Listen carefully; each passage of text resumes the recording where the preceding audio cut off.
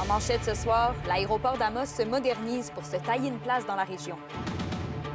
Des équipements à la fine pointe de la technologie sont inaugurés. Cette unité-là qu'on a fait l'acquisition va nous permettre d'offrir un service équivalent à ce niveau-là, à ce qu'on retrouve à Val-d'Or, Rouyn ou d'autres aéroports similaires. Une quinzaine de nouveaux logements sociaux sortiront de terre à Rouyn-Noranda. Ça fait une grosse différence et surtout en termes de lieu d'hébergement. On va avoir un nouveau building qui va être très bien adapté aux besoins des dames. Et un don important pour la campagne « Soignez chez nous ».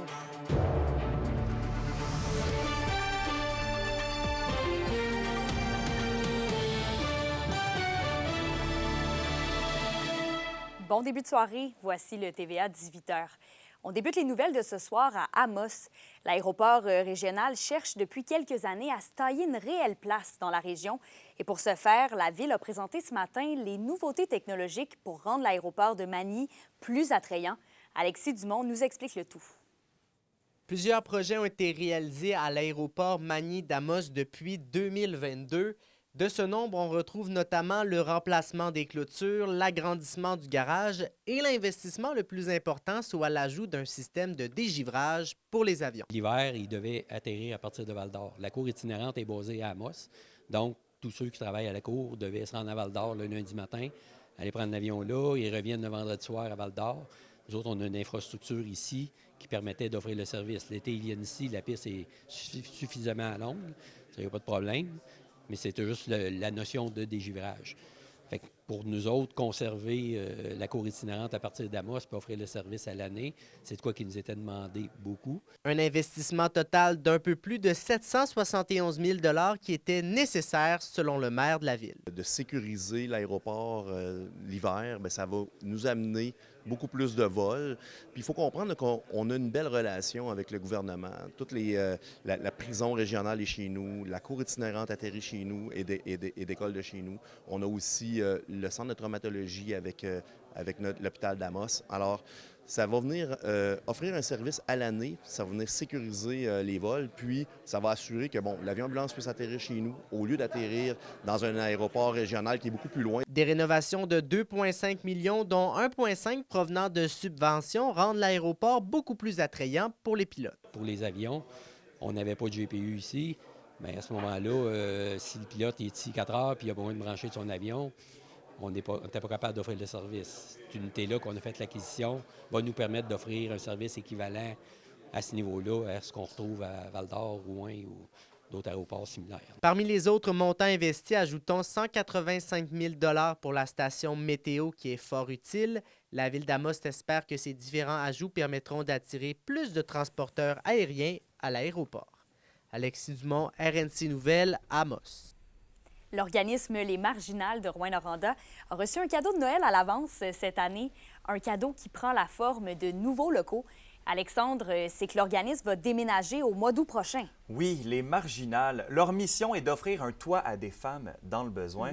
Mais voilà un certain temps qu'on voulait passer à une deuxième vitesse et offrir plus de place et un accueil amélioré aux femmes qui font appel à l'organisme.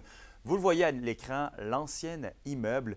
Les intervenants le considéraient comme franchement dû et il faut dire que c'est un endroit qui pouvait accueillir seulement 9 femmes. Maintenant, vous le voyez, le futur bâtiment de 14 logements sociaux est présentement en construction à Rouyn-Noranda et viendra remplacer l'ancienne bâtisse désuète tout en offrant 5 logements de plus pour des femmes. Un cadeau du ciel, selon le directeur général des Marginales, René Forge.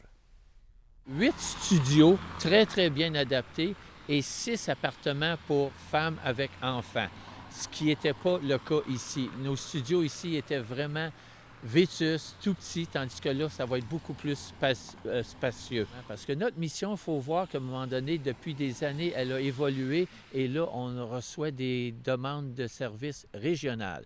On en reçoit d'Amos, de Val-d'Or, de La Sarre. Alors bref, notre mission qui est de lutter contre l'itinérance, à un moment donné, a porté fruit. Oui, Alexandre, on vient tout juste de l'entendre, là. C'est une mission, oui, qui semble avoir porté fruit. Les locaux sont toujours pleins à craquer là, chez les marginales. Oui, c'est encore extrêmement achalandé, même de plus en plus, selon une des coordonnatrices de l'organisme. Et ça, c'est pas nouveau. On le voit, la misère ratisse de plus en plus large à travers la province. Et la mission de l'organisme, c'est de lutter contre l'itinérance, mais également de redonner un projet de vie aux femmes, de les faire réévoluer, de se réinsérer dans la société, faire un retour au travail. Et donc, je vous laisse écouter Stacy Shea, une coordonnatrice pour les marginales. Les demandes, la misère est de plus en plus criante. Les demandes, j'ai jamais eu autant de listes d'attente. J'ai jamais eu autant non plus de demandes provenant d'un peu partout. Je dis tout le temps heureusement, mais malheureusement, parce que c'est un beau problème dans un sens que là, on va pouvoir y répondre. Mais dans la mesure où là, on n'était pas capable d'y répondre, c'était un problème qui était difficile à porter sur nos épaules tout le temps. En terminant, l'organisme salue d'ailleurs le travail du CISAT, de la Ville de Rouyn-Noranda et des députés régionaux dans l'élaboration, somme toute rapide, du nouveau centre. Oui, en effet, un dossier à suivre. Merci, Alexandre. Au revoir. On va parler de générosité maintenant.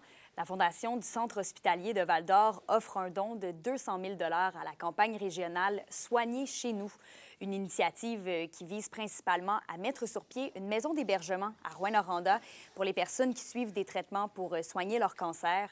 C'est donc un montant qui vient s'ajouter aux 30 000 $ déjà investis par la Fondation depuis le lancement de la campagne. Pour le directeur général de la Fondation, Donald Ferland, il est plus qu'essentiel d'offrir des soins accessibles à toute la population. Oui, nous sommes très fiers d'annoncer enfin là, cette participation à la campagne Soigner chez nous. C'était une priorité qu'on avait à la Fondation d'appuyer ce beau projet qui est à portée régionale puisque l'ensemble des gens qui vont être à la maison d'hébergement plusieurs font partie de Val-d'Or, mais c'est aussi l'appui à un projet auquel on croit. Souvent, on a eu de la famille proche qui ont été touchés par la maladie, qui ont dû aller, autrement, aller, que ce soit à Gatineau, que ce soit à Montréal. Donc, cette offre de service-là, ça permet à nos familles de faciliter tout ça dans une épreuve qui est souvent très difficile. Donc, la Fondation trouvait extrêmement important de pouvoir aider sa population. Journée pyjama, visionnement de films de Noël et activités hivernales. Les éducateurs et éducatrices du Centre jeunesse de Rouyn-Noranda mettent beaucoup d'efforts pour faire vivre la magie des fêtes aux jeunes à l'approche du temps des fêtes. Félix Blaquière a préparé ce qui suit. L'ambiance de Noël s'installe dès le début décembre au Centre jeunesse de Rouyn-Noranda, notamment avec la décoration du sapin. Mais l'événement phare, c'est la fête qu'organise le centre à la veille des fêtes. Les cuisinières nous font un beau repas. Toutes les unités, on contribue, on les aide à faire de la cuisine pour qu'on ait vraiment un festin de Noël. Puis c'est là que tous les éducateurs, même les enseignantes qui travaillent ici, viennent. On a la visite du Père Noël, on fait des activités, puis on passe un après-midi... on s'habille chic, on se prépare ensemble. Fait que ça, c'est vraiment une belle tradition de Noël. Après quoi, certains jeunes partent voir leur famille, alors que d'autres restent au centre. Cette année, on a la chance d'avoir très peu de jeunes qui vont rester dans notre unité ici chez les 6-12 ans. On parle d'environ 2 jeunes qui vont se retrouver ici là, le 24-25. Fait que ça, on est content cette année d'avoir réussi là, à offrir un Noël à tous les jeunes dans leur famille. Dans les autres unités, par exemple, on s'attend là, au niveau des adolescents à avoir un peu plus de jeunes qui vont être présents. Néanmoins, des stratégies sont mises en place pour garder le centre vivant et chaleureux en cette période festive, dont de l'intervention avec les résidents déçus de rester et beaucoup de temps de qualité avec les jeunes. On essaie de faire des activités de Noël, des valeurs, des traditions de Noël. Fait que, ça peut être, exemple, on écoute le bye-bye tout ensemble dans le salon en faisant une fondue. On sort, on écoute des petits films de Noël. Le matin du 25, on a notre petite routine. Les jeunes se lèvent, on écoute un film de Noël. Après, ils viennent déballer un cadeau, ceux qui sont vraiment ici le 25 décembre. Adopter un comportement chaleureux, c'est une posture que l'institution met de l'avant 365 jours par année, affirme le chef de service. Pour nous, c'est très clair. Ce qu'il faut pour aider les jeunes à cheminer, à changer des choses, il faut leur offrir un milieu chaleureux, sécurisant, positif aussi. Si tu arrives et tu te fais taper sa tête, ça t'amène pas à être bien avec toi-même puis vouloir changer. Fait que, dans nos unités, nous autres, ce qu'on veut, c'est miser sur les forces des jeunes, miser sur le positif. La vie reprendra son cours après la période des fêtes au Centre jeunesse de Rouyn-Noranda. Ainsi, les intervenants continueront de travailler avec les jeunes pour que ceux-ci réalisent leur objectif au courant de la prochaine année. Félix Blaquière, RNC Nouvelles, Rouyn-Noranda. Et c'était au tour de la ville de Malartic de présenter son budget hier soir. Pour 2025, l'administration municipale devra manœuvrer avec un budget de 12 425 000 $, ce qui représente une augmentation des revenus de 6,8 % par rapport à 2024. Et d'ailleurs, la ville conserve le même taux des différentes taxes foncières que pour l'année 2024, une réalité inchangée depuis 2020. On se tourne maintenant du côté de la politique. Malgré les crises au Parlement canadien, le député bloquiste de la région, Sébastien Lemire, dresse un bilan plutôt positif de son travail. Il souligne que son travail auprès des agriculteurs de la région, qui a permis de faire de son parti, de faire adopter, le projet de loi C-282 sur la gestion de l'offre. Et d'ailleurs, M. Lemire profite de la fragilité du caucus libéral et de l'arrivée du congé des fêtes pour annoncer qu'il sera candidat à de potentielles élections si elles venaient à être déclenchées hâtivement. Il considère que beaucoup de travail reste à accomplir pour les citoyens de la région. Et toujours au sein du Parti québécois, la députée fédérale d'Abitibi-Baie-James-Nunavik-Qiu, Sylvie Bérubé, dresse elle aussi un bilan positif pour son parti. Parmi ses réalisations personnelles en 2024, elle énonce l'obtention de fonds fédéraux pour le développement de l'aéroport de Val-d'Or et aussi le programme Nouveau Horizon pour améliorer la qualité de vie des personnes aînées. D'après Mme Bérubé, le premier ministre Justin Trudeau a perdu le contrôle de son équipe ministérielle, qu'il n'a plus la légitimité pour gouverner. Elle pense donc qu'il devrait impérativement déclencher des élections. Vos réponses à la question du jour TVA, une présentation de la clinique infirmière Nord-Ouest partout dans la région. Notre équipe peut vous recevoir pour un bilan de santé, une infection, le suivi de maladies chroniques et bien plus. Contactez-nous pour plus d'informations ou visitez notre site Web. À la question du jour, on vous demandait « Êtes-vous satisfait du travail effectué par les députés fédéraux de la région? » Vous avez répondu oui à 55 %.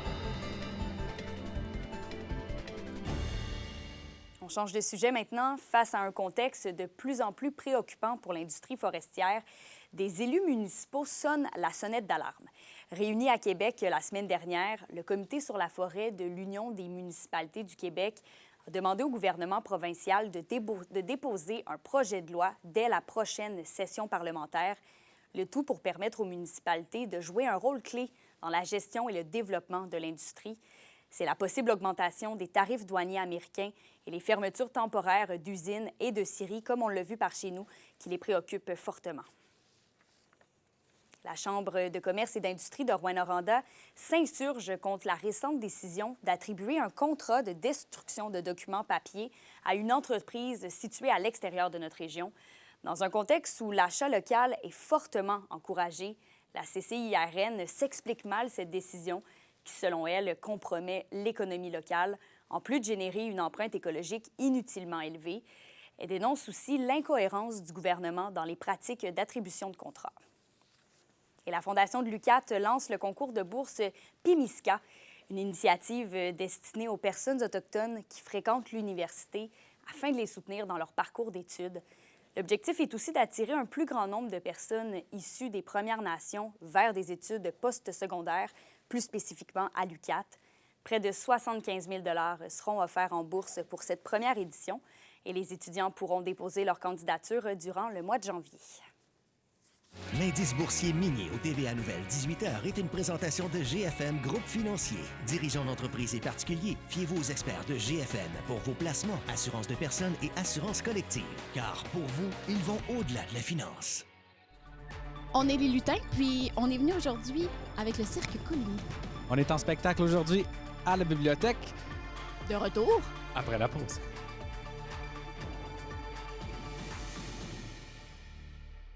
Les SADC de l'Abitibi-Témiscamingue et du nord du Québec vous présentent la bonne nouvelle économique TVA. Plus de 1600 personnes se sont présentées au marché de Noël d'Amos le 7 décembre à la polyvalente La Forêt.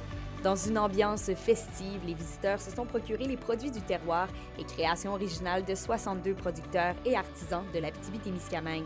Animation pour enfants et musique de Noël étaient au rendez-vous. L'événement a généré des retombées économiques de près de 90 000 $. Les SADC, partenaires de l'économie de la région.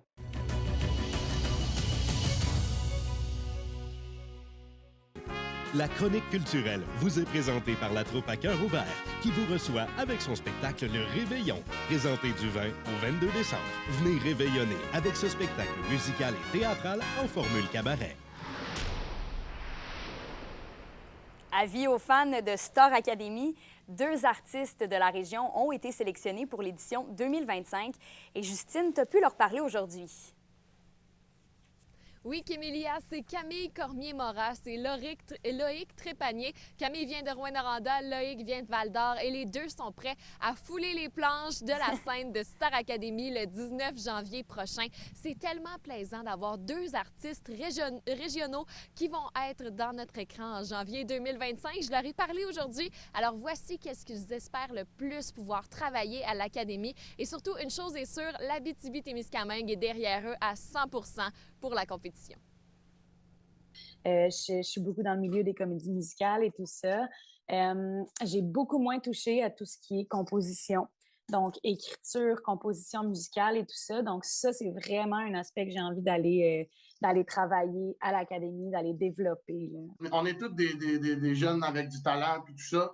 Moi, personnellement, je trouve que j'ai des trucs à aller chercher niveau voix, avec le souffle, tout ça. La voix, c'est un instrument, ça se travaille, bien sûr. Donc, aller chercher le plus de trucs possibles, le plus de commentaires, de positivisme de la part des professeurs et du corps professoral. Ce que j'aime de ma région, ce que j'aime de l'Abitibi, c'est ça, c'est ce soutien, c'est l'aspect communauté, comme tu l'as dit, tout le monde se connaît, même si on se connaît pas, on a l'impression qu'on se connaît parce qu'on connaît le frère de l'autre, tu sais. Fait que je pense que ça peut être un avantage. Je sais aussi que ma famille, il y a déjà beaucoup de monde qui la connaissent en Abitibi, surtout à Rouyn-Noranda. Fait que je pense que j'ai une belle base là, puis c'est pour ça que j'avais vraiment envie de représenter ma région cette année. Je pense vraiment que les gens d'Abitibi-Témiscamingue se soutiennent. On est une petite communauté, La Sarre, Amos, Val-d'Or, Rouyn-Noranda, et même juste que tout le Témiscamingue. On est vraiment des gens qui se soutiennent, je crois, puis j'espère pouvoir compter sur le support. Il y a une autre participante aussi, qui est Camille Moras, qui vient de Rouyn-Noranda. Donc, qui sait, on va peut-être bien un jour se ramasser en finale de Star Academy 2025. Ça va peut-être faire une petite guerre de la 117. Ah, ça serait une belle finale. C'est certain qu'on va suivre ça de très près en janvier. Et Justine, la maudite belle récolte Poirier a encore été une fois cette année un succès, là. Oh que oui, Kémélia, et la maudite belle récolte, c'est une cueillette de denrées, mais pas n'importe laquelle. C'est vraiment une récolte de gâteries, un peu des cochonneries, mais qui font plaisir au cœur. Fait que des bonbons, des biscuits, des chips, du jus, de la liqueur, vraiment n'importe quelle petite sucrerie qui peut donner un sourire aux enfants, qui ne profitent peut-être pas de ça à l'année. Alors c'est super le fun et toutes les denrées amassées vont permettre de bonifier 1500 paniers de Noël qui vont aller à des familles dans le besoin en région. Et ça, c'est vraiment une fierté pour Mo, le créateur de la récolte. Ça a été une super édition encore cette année, un franc succès. D'année en année, on se demande tout le temps, on va-tu réussir à aller chercher le même montant, la même quantité de denrées, puis de friandises, de gâteries. Puis à chaque année, on est vraiment surpris. Moi, ce qui m'impressionne le plus, c'est la générosité des gens, de voir que le panier d'épicerie continue de monter, puis malgré tout, on a encore plus de dons. Je trouve ça incroyable parce que ça peut être épeurant un peu de dire « OK, là, ça coûte plus cher, on va sûrement en avoir moins. » Puis pourtant, non, on a autant, sinon plus, puis ça vient vraiment me toucher, moi. Et en terminant, on se met dans l'ambiance des fêtes avec le Cirque Coligny qui ont invité aujourd'hui les lutins du pôle Nord à faire un spectacle de chansons de Noël à la Bibliothèque municipale de Rouyn-Noranda. Des représentations avaient lieu pour les écoles aujourd'hui et il y en a une qui a lieu en ce moment à la bibliothèque pour les familles. C'était des spectacles gratuits et les lutins vont aussi être présents ce samedi de 11h à 13h au centre-ville de Rouyn-Noranda et de 14h30 à 15h30 dans le Vieux-Noranda pour propager la magie de Noël et aussi pour peut-être donner des petits cadeaux à des personnes qui en mériteraient, les gens qui sont sur la liste des enfants gentils. Et là, je vous laisse un petit extrait du spectacle de ce matin. Petit Papa Noël, tu descends du ciel avec tes jouets rapides. Bien, aujourd'hui, on a des lutins du Père Noël qui vont présenter des chansons de Noël. Donc, c'est ce qu'on va faire. On est chanceux parce qu'on a des contacts avec avec le pôle Nord. Fait qu'on a réussi à convaincre le Père Noël de passer. Fait que peut-être qu'il va être là, peut-être que non, mais les lutins sont là, ça c'est sûr. Faut venir pour voir si le Père Noël va passer. Samedi, j'ai entendu dire que le Père Noël allait se promener au centre-ville. Puis les lutins m'ont dit qu'il allait avoir des cadeaux à donner aux gens qui le croisent dans les commerces ou sur la rue. Les joueurs juniors de la GMHL de la région se démarquent. 8 d'entre eux vont participer au traditionnel match des étoiles. Tous les détails après la pause.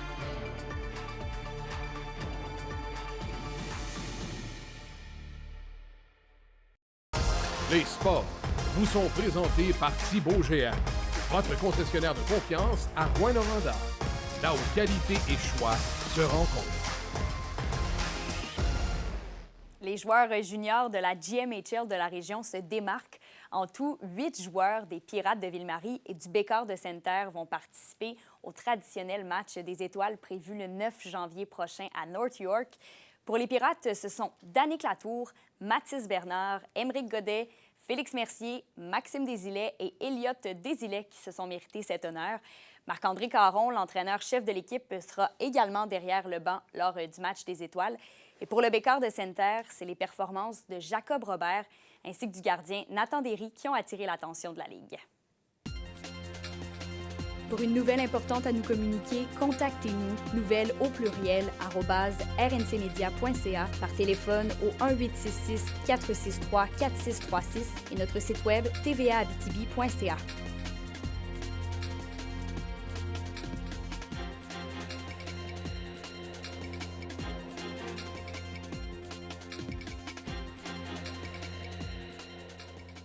La météo, une présentation de Nicole Auto de la Sarre, la capitale du pick-up. Vous y trouverez toujours le meilleur choix, toujours le meilleur prix. À la météo, Justine, là, on est vraiment de retour dans les températures plus froides. Oh oui, Kémélia, la neige devrait plus fondre comme elle l'a fait en début de semaine pour ce soir et cette nuit partout sur l'ensemble du territoire de l'Abitibi-Témiscamingue. On aura de la neige, parfois forte, alors soyez super prudents sur la route, mais elle devrait cesser aux alentours de minuit. On aura un minimum de moins 21 et un refroidissement éolien jusqu'à moins 27 au cours de la nuit. Demain, au nord et au sud, ce sera généralement ensoleillé avec un maximum de moins 16 et un ressenti de moins 28 le matin et de moins 20 en après-midi. On aura un risque d'engelure. Ça va être une journée super froide demain. Habillez-vous chaudement, là, on prend pas de risque. Et un aperçu pour vendredi. Partout en région, on aura une alternance de soleil et de nuages et un maximum de moins 13. Je vous le rappelle, si vous prenez la route ce soir, soyez super prudents. Là, avec la neige, là, ça réduit quand même la visibilité. Ouais, merci Justine. Bonne soirée à toi. Et en terminant, dernier appel, vous avez jusqu'à ce soir pour nous envoyer les nouvelles de l'année 2024 qui vous ont le plus marqué. Je vous le rappelle, notre équipe prépare une rétrospective de la dernière année. On fera un suivi des sujets que vous nous avez envoyés. Donc, pour nous écrire, vous pouvez numériser le code QR à l'écran ou encore nous écrire un courriel au nouvelles@tvaabitibi.ca. Je vous souhaite une très belle soirée. À demain.